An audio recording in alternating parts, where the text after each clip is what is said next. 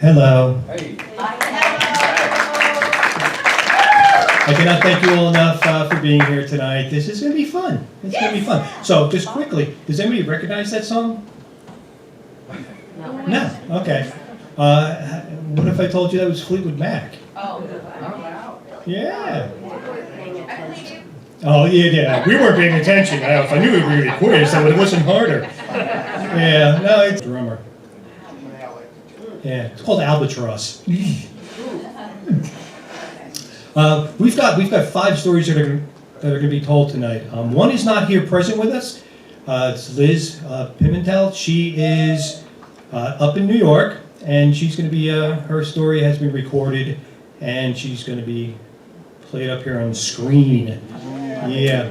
And there's a little backstory to it as well, which I'll be able to share with you. Now, this is something that's a little bit different. I hope to bring in more media. The idea is to tell stories, but also to be able to show. Because as we're painting images for you, as the story's being shared with you, then there's always that question, oh God, I wonder what that looked like. I wonder what, where that was. I wonder, and like something like the Moth, they always say, to see more, go to themoth.org and pull it up. And I don't want to put you through that. And we can just put it right up here on the screen and fill in some of those blanks for you as we go along. Tonight, as you can see, we have our three storytellers along with myself. I have not, this is our 4th one, and I have not told a story yet, which we've had plenty of people. And now it's the dark months of spring, and so we're a little low. And so yeah, I'm gonna throw my hat in there. Just the usual story, the housekeeping. Everybody turn off your phone. Chris, turn off your phone. Okay, all right. I'm sure everybody else has already done, so thank you. And we have Eric White up in the sound booth. Could you just give him a little bit of a... Yeah, he just got the call a few hours ago and jumped right in. That's greatly appreciated. Thank you.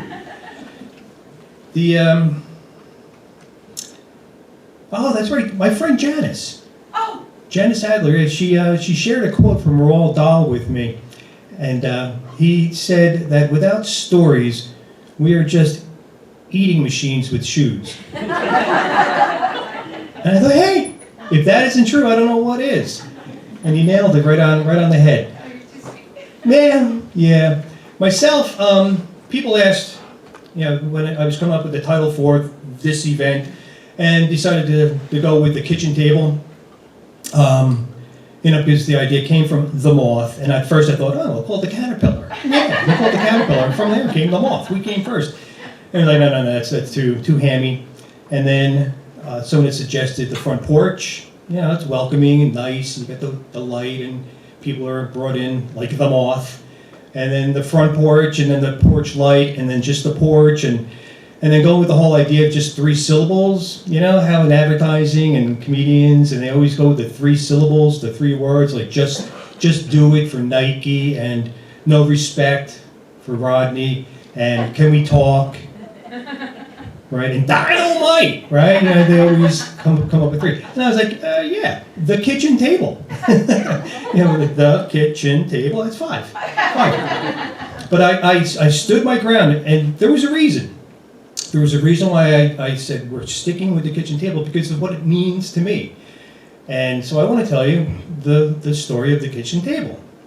And it starts with my birth nearly 60 years ago.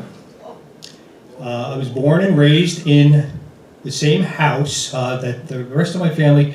My parents bought it in 1956, 311 Hartford Road in South Orange, New Jersey. The suburbs. It was an experiment gone wrong, but they tried. And this house eventually does become a home. It took some time, took some doing, but this house was roughly 5,000 square feet, 6 bedrooms, 4 bathrooms, 28 radiators. It was like living in the board game Clue. You know that? We had a library. One of the walls was just floor to ceiling shelves with all the non-classics, the 1967 encyclopedia, the World Lit that no one ever broke open. Had a huge living room with a piano, a grand piano in there, the sun porch with French doors and big old dining room. We had a butler's pantry. What the hell? What's going on? I never, in all my years, I never saw once a butler. Not a single time. And the kitchen, good size, nice kitchen. It was a great place to grow up. My brothers, TR and Chris, 6 and 7 years older than me, they shared a room. My sister Donna had her own room because she was the princess. And Debbie and Kathy shared a room, the middle children. And this guy right here had his own room. And so, yeah, I was the peon of the family, and no one wanted to share with me, and that's okay. That was all right. And then there was this one room, the room off the kitchen, the breakfast nook. Anybody? You know what a breakfast nook is, right? Okay, so I didn't know this. I didn't know that everybody would know what a breakfast nook is. I thought that we alone had a breakfast nook, and I had no idea why we called it the breakfast nook when we would also have lunch and dinner there. Like, what's the point, right? Should you just, I guess when you walk in, if you're having lunch, yeah, I'll meet you in the lunch nook.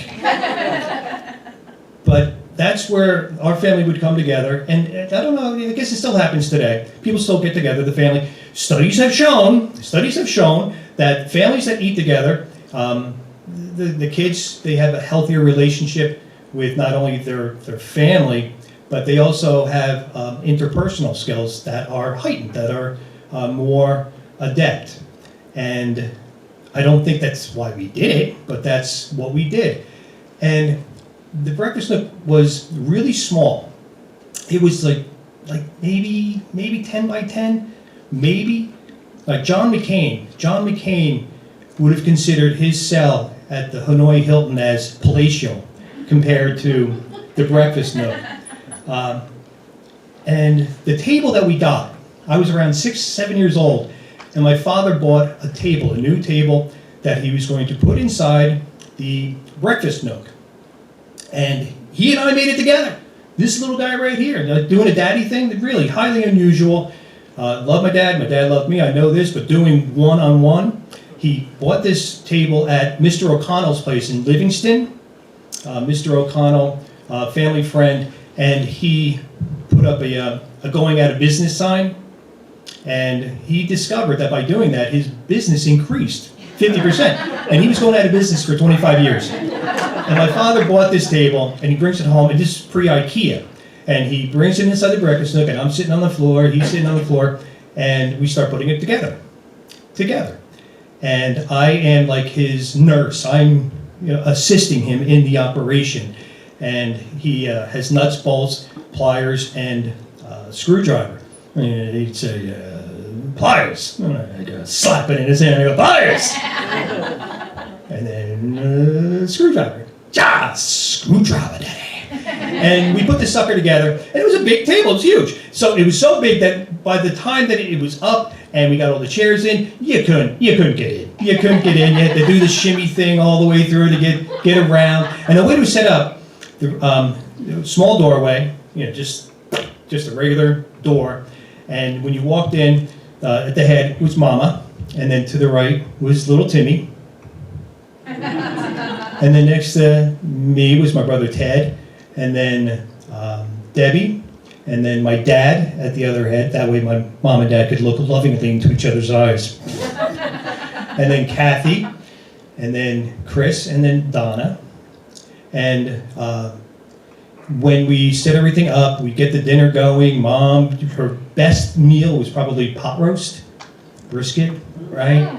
Nice brisket with the gravy and the mashed potatoes. Always had to have a lot of mashed potatoes. Oh, yeah, big Irish Catholic family, big mound, and you get all the food on the table, and you know how it starts. You know how it goes, and you start passing it around. But as it's happening, I always made sure I was the first one because I have to run to the litter. You know what would happen? I'd starve away because all these other kids would steal everything, and I would be left with nothing. My brother Ted, being 7 years older than me, I would already be sitting there, And he started coming in, and he had so many different ways that he would abuse me, and it was always under the radar.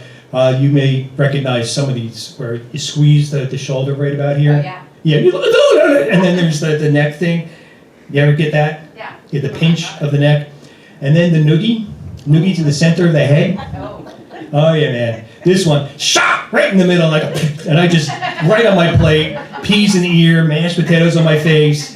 And the mom would come in, and there I am in my plate, and she just takes me by the hair and picks me up and says, "Timmy, you're supposed to eat it, not wear it." And how do you explain that? Yeah, Ted just did it again, Mom, and you missed the whole thing. And as we're sitting there, night after night after night after night after night, we'd have Saturdays off, Fridays too. We'd have pizza, spaghetti on Fridays, Saturday free for all. But during the week, night after night, as we sat there, the way it was conducted, and I say conducted, my mom was always the last one to sit, as moms will do, and she'd have her King William IV on the rocks with a splash of water, her ashtray and cigarette going, and she would be eating, and I'd be ingesting my food along with her cigarette smoke, which always made it really interesting. You know, that secondhand smoke thing, it's real. It's real. And then it would begin. My mom would peruse the room. She would just give it a little look around, like the Eye of Sauron, you know? And just that golden thing. And you just see her coming at you, and you just duck, like you're in a concentration camp and the light's beaming around for you, and you're like, and it was a matter of chance, whoever it would be. The only one who never got picked on was this guy right here. No, it was just me. Little Timmy didn't deserve any pain. He's the baby of the family. And whatever it was, it could be grades, it could be a girlfriend, boyfriend, it could be, I heard at the ShopRite, Chris, that you did something you shouldn't have done. She knew nothing. She knew nothing. All she knew was that Chris definitely had done something. And that there he would fess up right under the pressure, like, I swear to God, Mom, I didn't want to do it. She's like, I knew it. And it went on like this, just night after night after night. But the fights that would happen, and there were plenty. There were definitely plenty. We learned over the years to remain as quiet as possible and go under the radar and eat our meal, be done. But some of the meals were, I don't know why parents do this. My mom, you know the liver meal? Oh, why? Why do this to kids? Why do this? And not only just the liver, but then they're throwing spinach with it. It's like, what are you doing? It's bad. I'm gonna have to eat this. Eat the liver. You know, the whole trying to get around it. Like you fill your mouth with a bunch of liver. It's like, I've got to go to the bathroom. I'll be right back. Show me your mouth. Show me your mouth, Tim. So we had to devise this scheme, and it was our version of the Underground Railroad, and we'd be able to get into our napkin and pass it along and around, because we had this little cabinet in the corner, a little door, and Kathy was the Harriet Tubman of our food. And we got it around, and Kathy invariably she'd get it in there nice and quiet, you know, so we'd have to set up a diversion of some sort. And this went on for a long time. It's like 5 years later. Just I don't know. I don't even know what brought me to it. And I'm not kidding about this. I open up that door, and there it is. The world's greatest science project. It's like, I mean, there's things in there. It's like, hello, my baby. Hello, my darling. I was like, holy lordy, lordy. And I didn't clean it. I just closed the door and walked away. And, you know, other conversations, when you just have the kids talking to each other, you have Debbie. She was the queen of observation, especially with my brother Chris. She loved to, but she's like over here and Chris is over here. And she just, like this one time he had a huge walking pimple on the side of his nose. And it is big, this is big. It's like you can see the Great Wall of China from the moon. You can see Chris's pimple from right up there. And she's like, Chris, you know you have a pimple on the side of your nose. So, you gotta be, no, really, Deb? I wasn't aware of that. No, that's like, Chris, you know, what's that on your neck right there? Obviously, it's a hickey.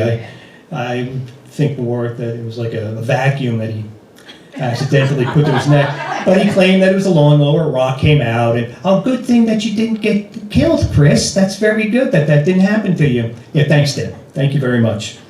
And so this goes on for, until 1972, until at that time, that's when my sister Donna, she's the first to graduate high school, and she goes off to college, Marymount College in New York. 2 years later, she marries Tom Hinkle, cadet at West Point. Hey, Donna, way to go. And then 73, Ted graduates Seton Hall Prep, and off he goes to Allentown, where he lasted for a year, and then he joined the Navy, and then 74, Chris graduates Seton Hall Prep, and he goes to Providence, Rhode Island for college, where he lasted for a couple of years. And as this is happening, people are always coming and going, and we remained in the breakfast nook, but it was just not the same, right? You lose that energy. It was always nice when someone came home, just for whatever, a week or so. And then it was 76, Debbie graduated high school, and she went up to Marymount. And then 78, Kathy graduated, and I'm sitting there and watching one at a time, just disappearing on me. And at that time, by the time I graduated high school, it's 1980, and now we've just given up, and now we're inside the library, TV room, and you got the trays out, and you got the evening news and Jeopardy, and you're eating, and it just, the energy's gone. And then my sister Donna came back with her kid for a year, which was nice, and I went back. I lived there again with my own family and did the breakfast nook thing.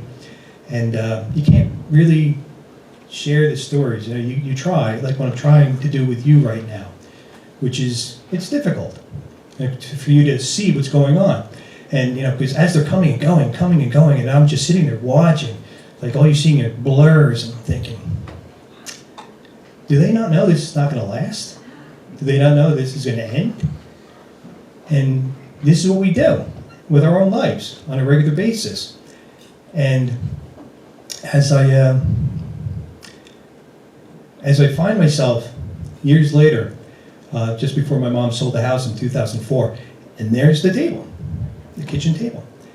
And this is 2 years after my dad died, and Dad will never be sitting at this table again. And then Mom passed in 2019. 5 months later, my sister Kathy, my everything. She was my everything. She taught me so much. She was my guard. She was my angel. I love Kathy more than anything. And we're putting this together, and I thought, I'm going to call it the kitchen table. And if I could, just one more time, be able to sit at that table with my family, I'd give anything. And just to be able to say, somebody pass me the potatoes, please.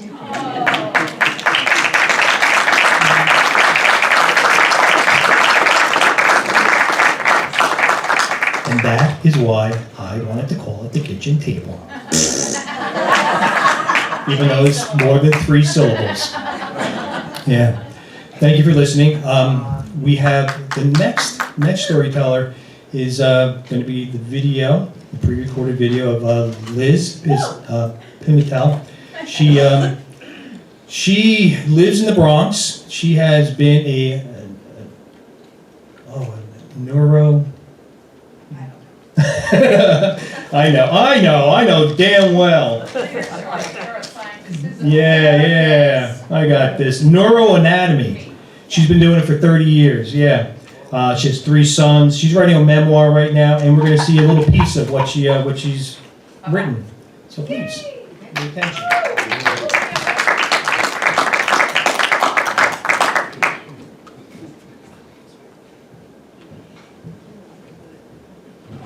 There she is. She looks so young. She's running a marathon.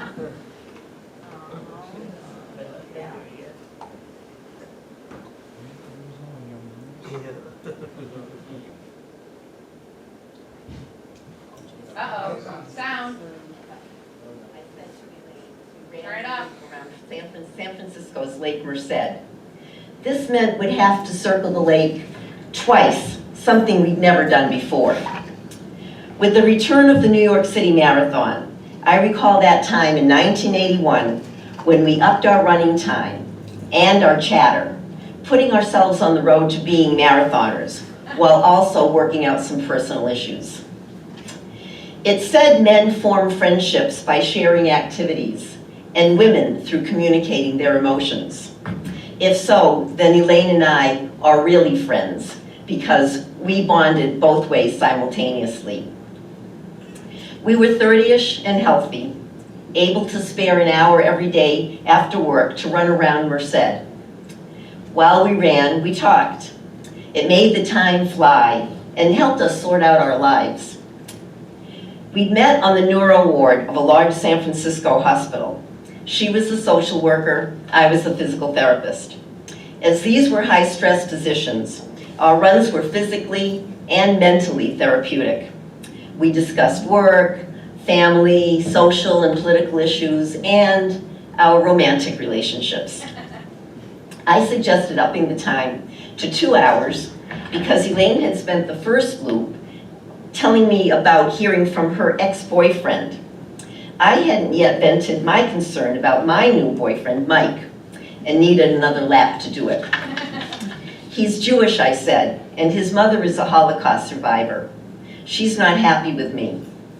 I was raised Catholic, and although neither Mike nor I was religious, he was very close to his mother.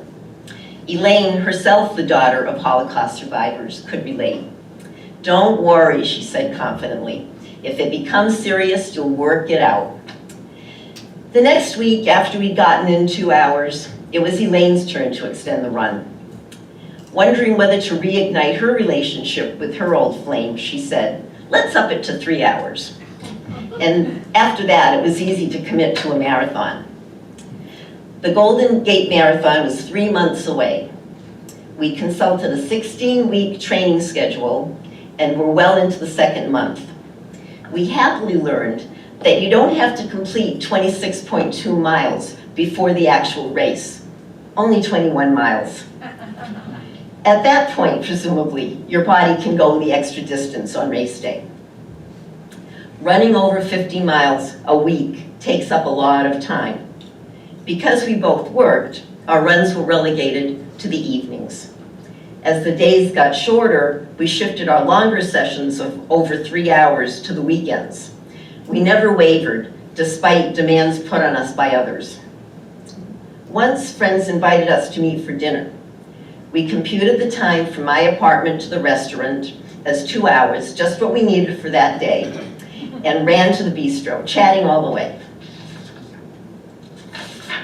On the big day, Elaine and I ran the first 21 miles together. We felt strong as cheering spectators motivated and sustained us. Elaine broke out ahead in the end, finishing 5 minutes before me in just over 4 hours. Mike ran those last few miles with me. Quieter than Elaine, he spoke mainly to encourage me. He would eventually become my husband, and together we would run that marathon of marriage, so far for 39 years. His mother got used to me, and yes, we worked it out as Elaine predicted. I've never entered another marathon. I found lots of excuses, raising a family, working long hours, taking classes. But the main reason was I didn't have Elaine to talk me through the grueling training period. The health benefits of long-distance running are indisputable, but the bonds created by sharing our feelings were, for me, the healthiest part.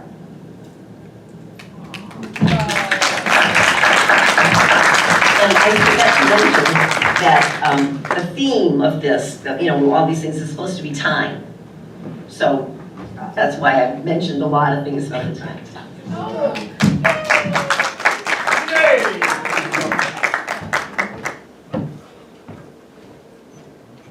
Come on. Blood a little bit louder so Lizzie can hear you down in the garage. Busy, Lizzie, but busy, banana, fana, for busy, me, mine, no busy. No, Charlotte. There's always one. Okay, let's just keep this going, all right? Next up, this young lady. I say that because if you could open up and see the heart and just beating. You see how young this heart is. We are so lucky that she has taken this part of her life and brought it to us here in Rangeley.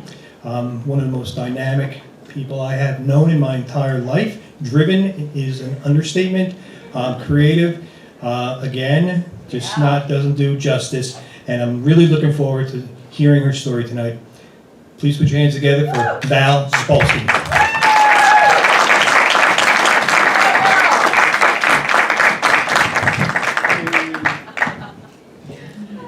Okay, so, I love that book. I love this book. I love this book. I read it to my kids. Every time I read it, it makes me cry. It's about if any of you anybody know this book? Everybody know this book? Raise your hand. Yeah. Okay, it's a book about a tree and a boy, and they grow up and grow old together.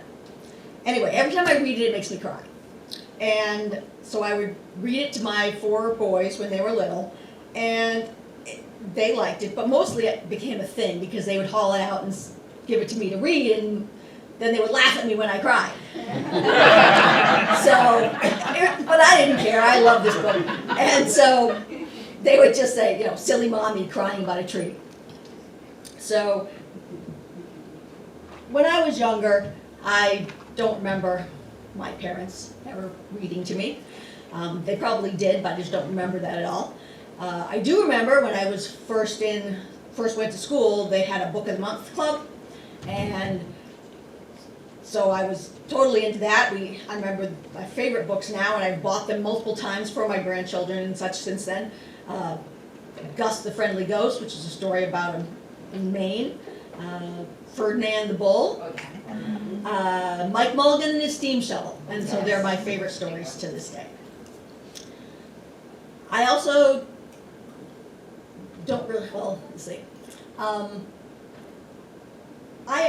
When we were little, and probably many of you in the same age group are the same, we would, what today would be called a free-range child, if you know what that means. So, the parents, we'd get up in the morning, parents would feed us, dress us, and then throw us outside, and you had to entertain yourself until the next time you get fed. So, you just played, you did your own thing. I don't remember any toys. I definitely don't remember my parents ever playing with me. But I had a younger sister who was 2 years younger, and she was my constant playmate. First slide. The first place I remember First slide. playing with my sister, myself and my sister. First place I remember playing with my sister was at our house on the shores of Annabessacook Lake. It was a little house, next slide, that was surrounded by these huge pine trees. I mean, you would have to almost fall over backwards looking to the tops of these things, and you couldn't get your arms half around them. Beautiful. They're off the top of the slide. You can't see the tops of them. And there was no grass. It was just a soft, continuous, fragrant, springy carpet of pine needles to play on. And so we played with the sticks and the cones and played our games, while the trees swayed and talked amongst themselves above us. That was where I met my first tree. And you might say, well, how does a person meet a tree? But, there were lots of trees. Well, how did you just meet a tree? So, most of those trees you couldn't meet because they were up there. They were swaying and talking amongst themselves far away and not really accessible. But one day, there was a big wind. And the wind howled for hours, and you could hear it whipping the branches and cracking the trees. And then, in the middle of the night, there was a great big crash and a whomp, and the whole house shook. And the next morning, when we got up, we walked out, and it was different. It was like you walked out, it's like this tree had come down and taken off the whole front porch. And it was nice and straight. That picture you saw, it's front porch, gone. And so you look down to the cellar hole, and there's poor dead tree in the cellar. And all the trees up there are acting like nothing happened. So later, I was later in the day, the next day or so, it took a while to get that tree out of the cellar hole. I'm sitting straddled on this big tree. My legs are basically in a split. And I realized, I was very small and insignificant to those big trees. So a couple of years later, my sister and I, we were a little older, and so we wandered a little further, probably 4, 5, 6 years old, something like that. We wandered a little further into the woods than we normally played.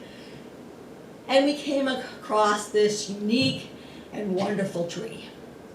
It was still a pine, but so much different than those towering giants by the shore.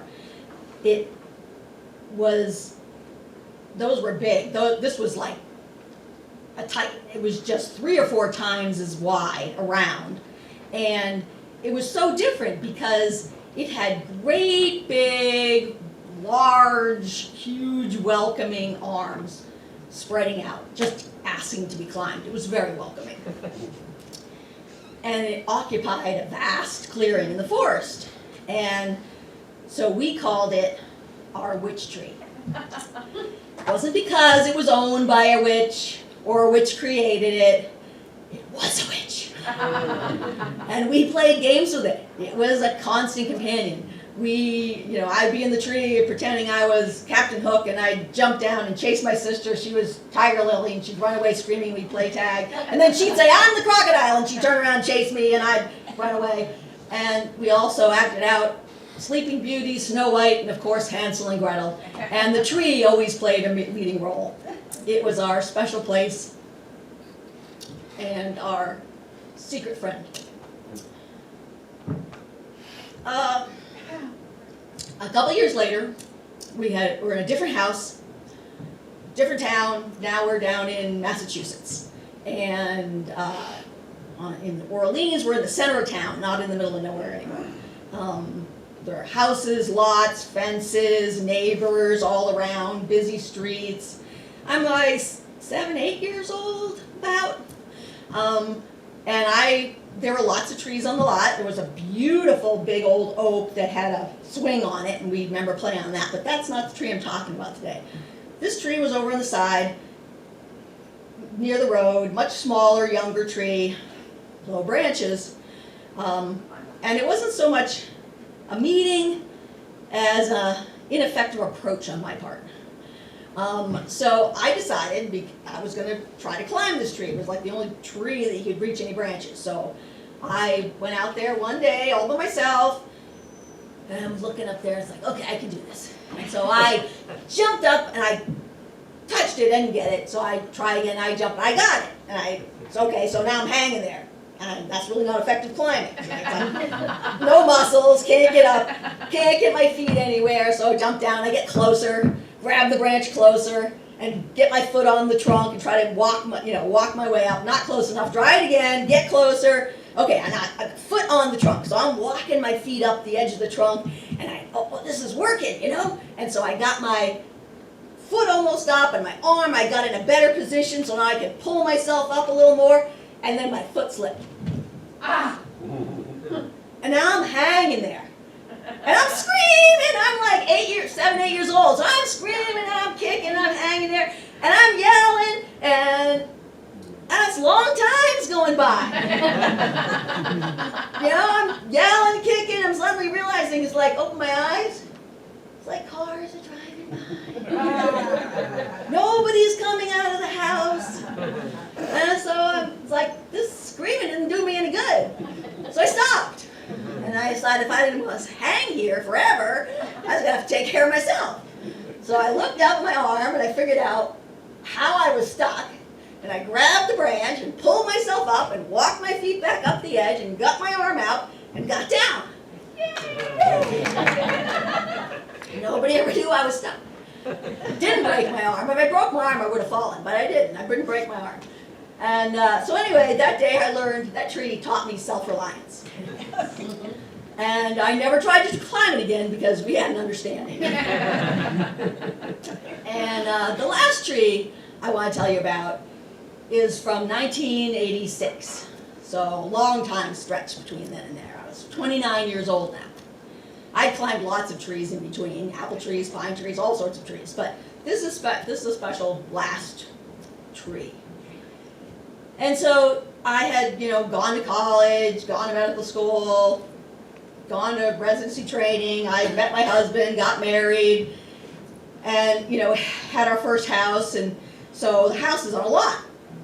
And it's this little house, great big lot, on a busy street. So out the back of the lot, across the back is got this blackberry hedge right out of Sleeping Beauty. I mean, it's huge, an impenetrable, house size in all directions blackberry thing. But over here, in the other corner, is a magnificent maple tree.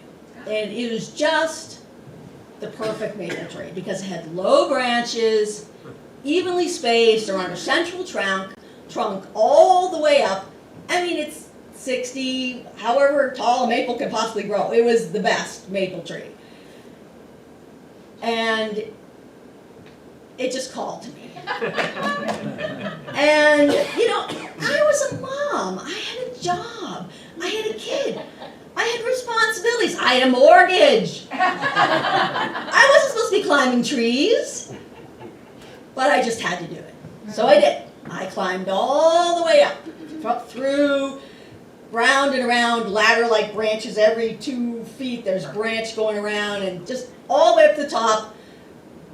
60, however, a long way higher than I ever climbed in a tree before. And where the branches are all getting springy when I'm on them. And the center is like, I can get my arm around the center. And I just sat there for a long time.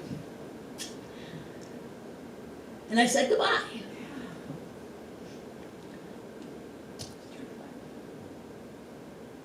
Goodbye to being a kid, being able to free.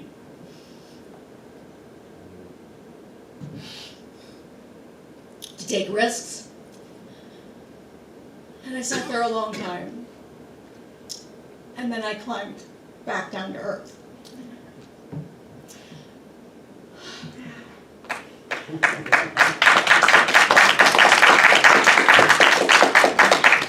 I still love this book. Makes me cry every time.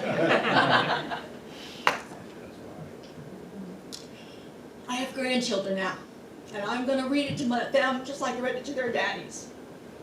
And I expect they're going to say, "Silly Grammy."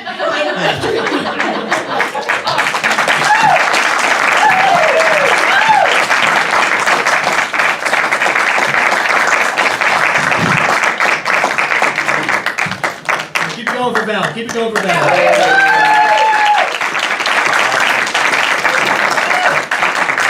The original Valley girl.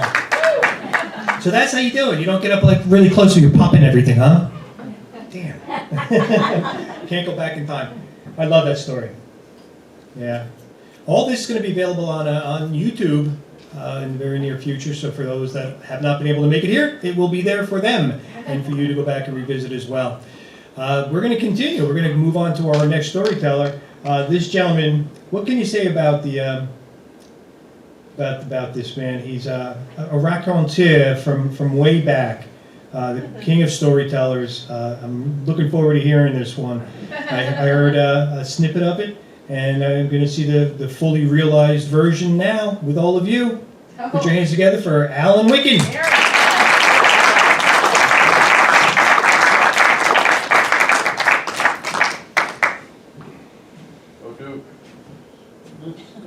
I thought you'd never mention that. First off, I've done one other story pre-COVID, and it was about my, I guess, most serious near-death experience in a canoe. Anybody here Your dad? witness that one? We witnessed the storytelling. Yeah. Pardon? We witnessed your story, yes. All right. Well, I told that story for a couple of reasons. I mean, it was one of those that was burned into my memory. It happened when I was in my mid-30s. Our boys were this big. And I truly came within a whisker of not making it. But I told that story for a couple of reasons, and one of them, probably the most important, was I wanted people who heard it to hopefully share my story with their kids or their friends who could benefit from it. And I was reinforced having a lot of people, well, not a lot, 6 or 7, talk to me over the course of the next year or two and said, you know, we sat down and told that account to our kids in hopes that they would not make the same stupid mistakes that I did. And I said, take out a pen and paper if you've got one and jot down A, B, C, D, E, F, the things I did wrong that led to my near-death experience. But a lot of people appreciated that and shared it, just as I did a year later with my own sons and my wife, the details. All they knew was that I got soaking wet and showed up back in this cabin in the Belgrade Lakes after having flipped a canoe. But there's a lot more to it than that. Well, sticking with that near-death genre, I have a story for you that also has stayed in my mind for other reasons. I think you'll figure that out as we go along. And so we have a lot of other stories here that are a little lighter or inspirational. I'm sticking with the near-death thing. It served me well once. I got to do it again. First off, so that's the background. How many of you ever saw the movie Deliverance? Nobody? I mean, half of you. Those who didn't see the movie, have you heard about it? It was a memorable one. James Dickey wrote a book back in, I think, 69 or 70, and it became a movie in 72. In 72, I was in my first year of graduate school. This is the movie. First day of graduate school down in North Carolina. My wife Judy, many of you know her. I am known around town as Judy's husband. And we were in our first year of marriage. She was working in the medical center at Duke University, and I was studying first of 2 years in the physical therapy program in graduate school, and all was well. Well, first year, at the end of the first year in the summer, you do a couple of clinical internships. They were only 6 weeks long, and I found that the second one, first one was in Raleigh, North Carolina. The second one was going to be in Greenville, South Carolina. South Carolina is a pie-shaped state, and at the point of that pie, it's up in the hills of the southern Appalachians, and that's where I and another classmate, there were only 16 of us in this class, and most of the guys were veterans. We had recently been discharged from the military because there was a war going on at that time. And I and another classmate named Ray found out that each of us really liked backpacking. And then we found out that the two of us were assigned to this rehabilitation center in Greenville, South Carolina, a very nice facility. And we said, well, why don't we weren't going to have a car most of that time. But why don't we pick along our backpacks and do something on the weekend, which we did. The first couple, 2 or 3 weekends, we hitchhiked into the North Carolina mountains from Greenville. Did a hike that we had kind of researched and spent a night someplace in the Carolina mountains, and then hitchhiked back. Unfortunately, made it back in time to get cleaned up and show up on Monday morning. Well, I think we had about a week left, and I took a bus back to Durham, North Carolina, so that I could drive our car, so that Ray and I could load it up with whatever we brought along, and return to Durham and finish that stint, 6-week stint. So we had a car for that final weekend before we later drove back to Durham. And I got this idea, or somebody suggested, I don't know how it evolved, that we had both seen the previous year the movie Deliverance. And there were a number of scenes and some music. Do we have the music? Dueling banjos from this movie. You know, those things stayed with you for a while, and especially that first year. And this was a scene, the dueling banjos was a scene in that movie that everybody remembers. And there were a few other scenes that included an interface with the locals that lived up there in the hills of South Carolina and Georgia. And so that was all fresh in our minds. But I said, you know, that was an interesting river that was in the middle of that movie. It was the premise. Burt Reynolds was the star. He was the buff, muscular guy. Oh gosh, I'm blocking on the name of another fellow who. Ed Beatty was key, and then John Voight. Those were the three names that most of us remember, not me. And it was a memorable movie, and that interface with some of the locals up there in the hills played a big part of the scenes that we all remember, those of us that saw that movie. I thought everybody had seen it by now. Maybe didn't get up here to Rangeley.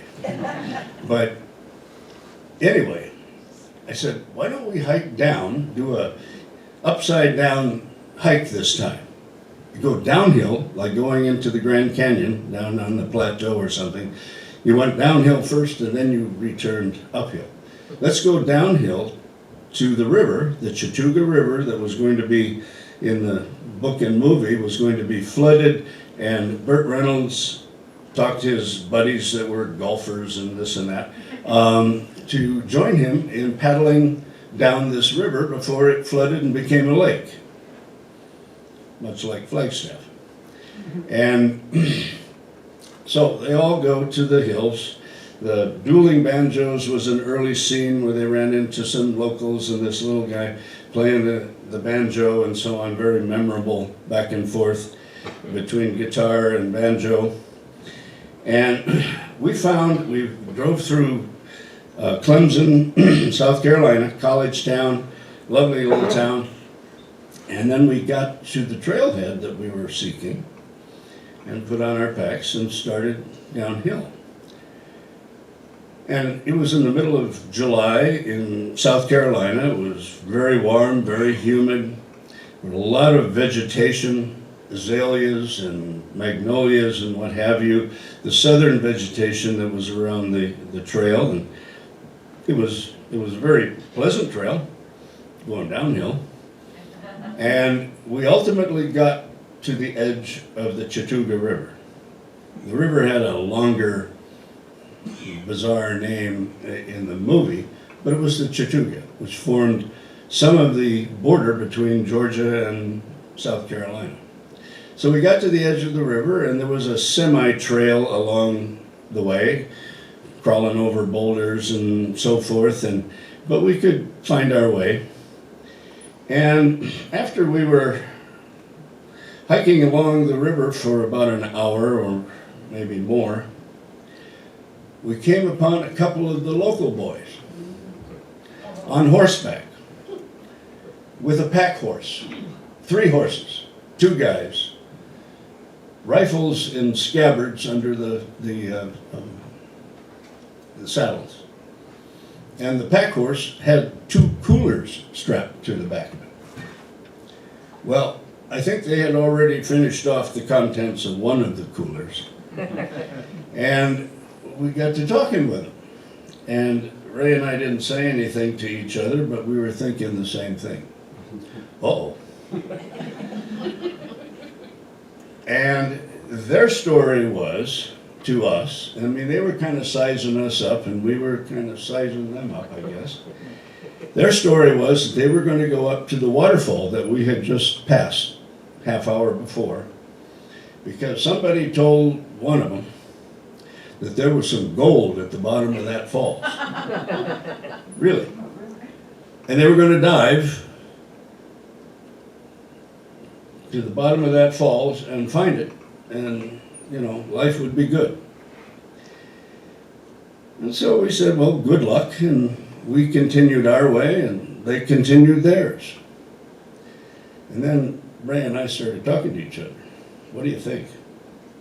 I don't know, a couple of scary characters. And that was in the back of our minds as we continued down the river. And there wasn't much flat land or non-vegetated land on either side of the river all the way. And we were starting to think, well, where are we going to find a campsite where we can pitch our little 2-man backpacking tent, mine. And so we get down by a bend in the river, and there was a sandbar. And perfect place. I mean, there's no tides that we knew of in the river, so we figured it's not going to rise in the middle of the night on us. So we pitched the tent on this nice sandbar. And as the day grew longer, we didn't meet really anybody else, just those 2 guys and their horses. And they were a pretty scruffy pair, and then they caused us some concern. So, the sun finally sets, the moon rises, lovely night. You know, we were swimming in the river because it was very hot and humid, and all was good. And I'm an early riser, was then, still am. And that next morning, you know, the 2 of us are side by each other in this little 2-man tent, and I wake up probably 5 or 5:30 in the morning.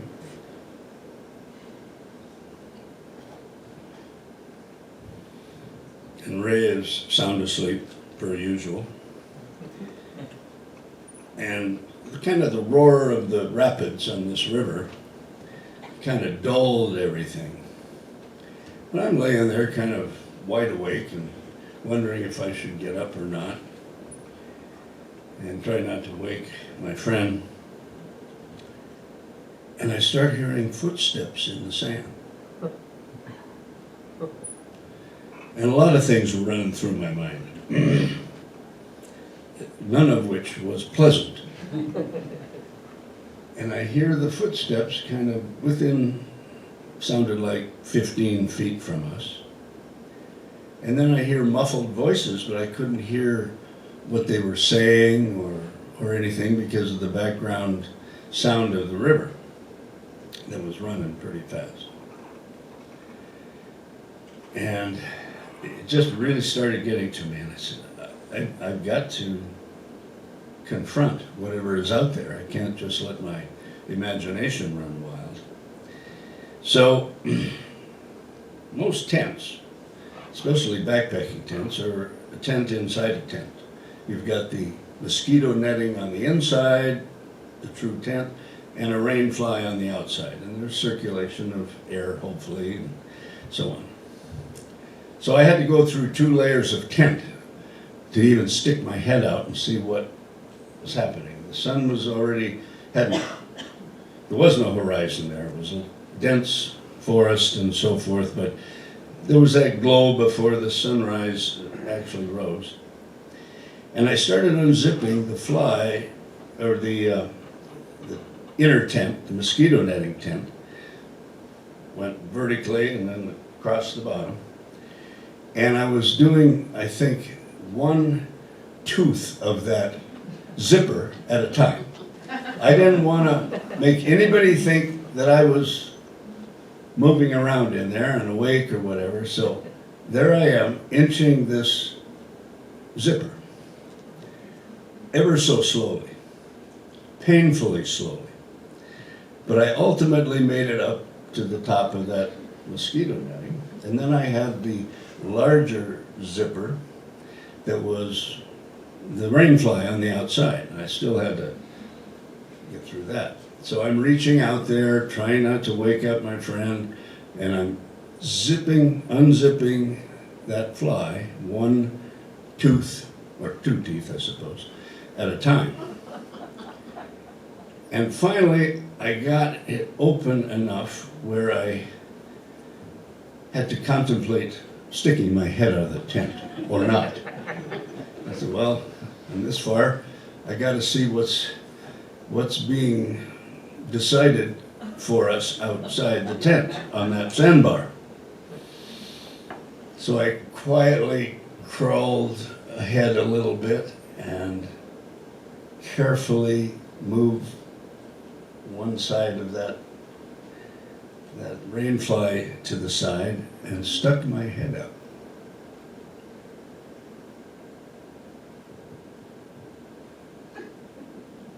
It wasn't the two guys with the horses. That's exactly what I said, or exhaled, and it was, I think, 4 canoeists that were canoeing that segment of the river from a bridge that crossed the river someplace, the only place they could put in, and their destination was another bridge downstream still, and they had to do a lot of portaging around some serious whitewater and that falls and so on. So they didn't make the efficient time that they had planned, and so they ended up spending the night sleeping in their canoes, either under them on the shore or whatever, or in them lashed to the river's edge, spent the night, and they were scouting the river ahead, like you do when you're in whitewater, to see what's ahead so you can kind of discuss a preparation for paddling through the rapids. And I was so relieved. And Ray was still snoring. But I leaped out of that tent and rushed up to the nearest bearded canoeist, gave him a big warm hug and a kiss on the side of his bearded cheek.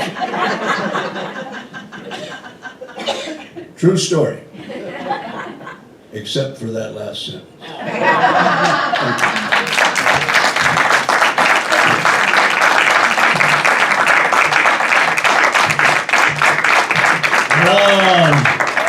Mr. Alan Wicken.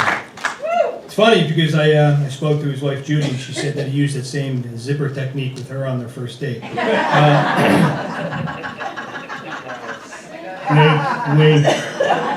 All right, this next fellow, just so you all know, we have workshops for this, and we kind of lead up to the storytelling. We work with each other. And you don't have to work with a group. You can work individually with me if you want, or anybody who wants to do this, please, by all means, feel free to do so. This next gentleman, when he got in touch with me, I was like, oh, who's this guy? You know, and I emailed back, and he's, you know, just said how interested he was in doing something like this, and I can't tell you how happy I am that you did. He's a hell of a guy. He's actually owner of the Grasshopper Hills Farm. You guys know this? Yeah. They've been here for just a little less than 2 years. He and his daughter Nat and his wife Doris. It's so wonderful to have you here.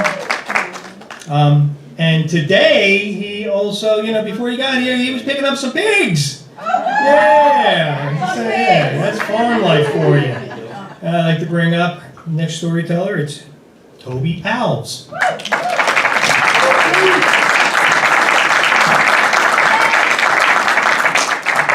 Good evening, everybody. Yeah, so who doesn't like, you know, the end of summer, early fall? You got the harvest coming in, and maybe some family around, and days are getting cooler. you know, and sunsets are beautiful. And you know, on one of these particular evenings, my folks were in town, and we were sitting around the table enjoying some, you know, some food that we had grown, and just having a really nice time and talking about how lovely fall is. And you know, and my stepfather pipes up and says, "Oh man, fall! It's my least favorite time of the year." Like a needle on a record. And we're all sitting there, and I'm thinking, where did that come from? And my daughter looks up and says, "Geez, Papa, why is fall your least favorite time of year?" And he says, "Well, most falls I spent down at the police station picking your father up." Well, that's interesting. You know, I didn't know if we were going to get into that this evening at this family dinner, but in case he gets any ideas, I'll beat him to it. Yeah, so you know, a stepfather is you know, they sign into this contract. It's a marital contract, and sometimes it comes with accessories like delinquent children, I guess. And you know, I possibly fit that bill.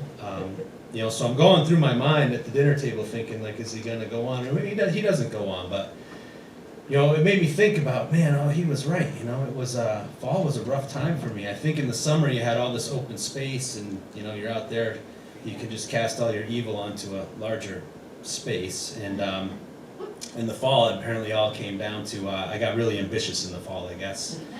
And you know, there was in no particular order. There's you know, they have a thing, if you haven't had a delinquent child or weren't a delinquent yourself, there's a thing called protective custody. So if you're out there and you're doing things that you're not supposed to be doing, maybe hanging out at people's houses and doing whatever, sometimes the police come and they, you know, to suggest that they'll take you and put you into this thing called protective custody. And there were a few of those. I'd say the years would look like sometimes, you know, if you have a pretty good basketball team and you got all the years that you had titles. Well, I had a few of those for these trips to the station. And the thing I didn't understand is it was protective custody while you're at the station, but generally you had to call your parents, and then all the protection part was over. You know, so there would often be a lot, and my stepdad was always the one who got sent down there, which was probably good, because my mom's like, I'm not getting up for that guy again, I'm done. So he'd come down, and you know, he wasn't always impressed, and so we go there, and then, you know, other times it would be a little bit, maybe, I don't know, not, like I said, curious, ambitious, whatever. You know, I always liked hanging out with the older kids and things like that. So it was, you know, Halloween was a big holiday for me. I didn't realize it, but it became a big thing. And so I was hanging out with some older kids, and there was me and a friend of mine and these older kids, and we're following them around, and we're doing like the toilet paper and the shaving cream and all that stuff, and just having fun. And pretty soon I realized, like, these guys are getting, like, this is escalating, and we're like, oh no, let's just hang out, like, let's just do this thing. And so, you know, next thing I know, we're near a home, and there's a pumpkin involved, and now I'm shaking, I'm like, things are not gonna be good. And you know, the pumpkin goes through a window, and it happened to be the window of a state trooper in our town. I had no idea this was coming. To this day, I did not know that this was gonna happen, but somehow, I think somebody squealed, but it wasn't me. So I had to go down to the station and get questioned. And I was pretty young, you know, and it's not the particular bonding moment that I was looking for with my stepdad, but you know, we get down there and he instantly recognizes. Don't ask me how he recognizes, by the way, but he says, don't tell him a word. And I'm thinking, what do you mean? I'm scared to death. They're telling me they're like gonna throw the book at me and all this stuff. He's like, no, you don't have to tell them anything. You didn't see anything, it was dark. He's like, you don't want to be the squealer. So now I'm thinking, well, this guy gets really worked up when I'm going to the police station all the time, but now he's like my buddy, my confidant. This is okay. So we get through that one, and you know, things are okay, but then fall comes again, as it does. And you know, some of the folks who are close to me know about, you know, the truck story. And it's kind of even, it's funny sometimes, and other times it's not that funny, but you know, I had a stepbrother too, who was my stepdad's son, and so he would come to town every once in a while, and I always felt like I had to, you know, we had to do something special.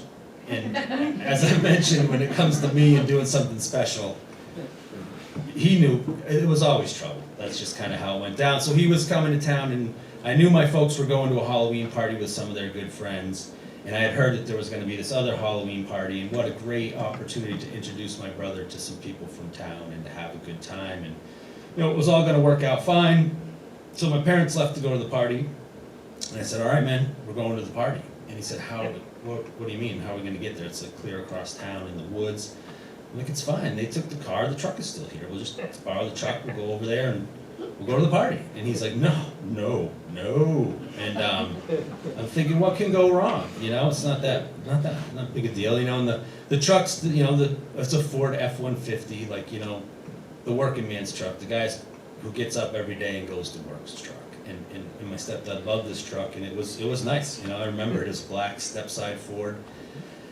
Beautiful automobile, but I finally talked my brother into getting in the truck and driving out to this party, and it's pouring rain, and I'm not that good a driver at this particular time, and but I'm getting cocky on the way over there because I'm figuring it out on the way. We're driving, and going down a dirt road, and it's a long driveway, and I'm looking at him, I'm like, isn't this grand, and we're going faster and faster, and then all of a sudden we're flying through the air and come to an abrupt stop. And I'm thinking, oh, that wasn't good. I might have pushed it a little too far here. So, in these old Fords, they had like a 3-mile long stick shift. And I'm like putting it in low, working the clutch, just not going anywhere. Boy, we must be really stuck. So I'm trying first, how about reverse? Trying to move back, nothing's happening. I'm like, oh man, this is not good. We're not moving. We'll just go down and get somebody to pull us out. And then my brother's at the passenger side window, and he's looking in, and he's white as a ghost, shaking, nearly crying. And I'm like, oh boy, this is not good. I'm like, what's up, man? Well, we need to get out of here. He's like, yeah, but the wheels are back there. And I'm like, what are you talking about? I get out, and the axle had apparently dislodged from the truck when we went over the stone wall and was back there. So now we're not driving home. We're not just gonna back up out of this one and skip the party. So I said, oh man, we got to go down. So we walk down the party, and people are talking, and they're talking to us, and they're like, it's going to be okay, but you got to call your folks. You got to let them know what happened. So I call my parents' friends where they're having this party, and I say, I kind of messed up. Could you come pick us up? I crashed the truck, and we're in a different town, basically. So told them where they were. They knew where it was. And they came and to pick us up, and already my mind's thinking, well, we're out in the middle of the woods, we're on private property, I'm probably gonna not be in too much trouble for this one. We'll just have to pull the truck out, do all the things. I'll probably have to work 1,000 summers to pay my old man back for all the damage to it, but that's all right, it's all good. So we get in the car, we're going home, and I'm like, this is not the way to go home. What's going on here? We're going back to the police station. So we go into the police station, and I'm like, this is not good. My mother sits me down, and she says, I want him arrested for grand theft auto. And my parents are dressed up in Halloween costumes, and I'm crying, and I'm like, oh my, what is going on? I'm trying to stay out of this place, and they're bringing me back here, and I thought we were all a team from this other action that was going on. And the officer's just sitting there, and he's saying, I'd love to write him up, but he's 14, you're just going to have to come pick him up anyways, so why don't you take him now? And so they take me home, and, it was rough. And there was some other truck incidences, and, it just was, it was a strain on the relationship, I guess is how I would put it. Things went on, got through college, was back home for a couple summers during college, and then moved on and started my own life, and kind of was going through, and a decade or so later, in a couple 100 miles, and I was living in the woods in New Hampshire, and I came home one night, and my wife at the time, it was the evening she decided that she was done. We weren't gonna go on with this marriage thing anymore, and whether I was happy, upset, or whatever, I just didn't know at the time, and it was a raging blizzard outside, and I didn't know what to do, and I called my mom, and I said, look, here's what's happened, I'm a little bit bummed out, but I think things are going to be okay, and hung up the phone. And then I proceeded to walk out of the house and just start to walk, and I didn't know where I was going in particular, but I didn't want to be in that house anymore, and I didn't want to be in that situation, and things weren't looking so good in the middle of winter there in New Hampshire, and I walked I walked a few miles, in a couple hours, and it was cold, and I was not properly dressed, and my head was a mess, and I think the only vehicle I'd seen in the entire time walking down that highway came up and kind of slowly rolled to a stop, and I thought maybe I recognized this pickup truck, but I wasn't sure, and when it pulled up, the window rolled down, and my stepdad was in the driver's seat, and he said, "Hey, I heard you're having a rough day." And he said, "Why don't you jump in and maybe we can go home and talk about it and see if we can figure it out." And if he was sitting out here in the audience tonight, I guess I'd just like to say thanks for the ride, Dad.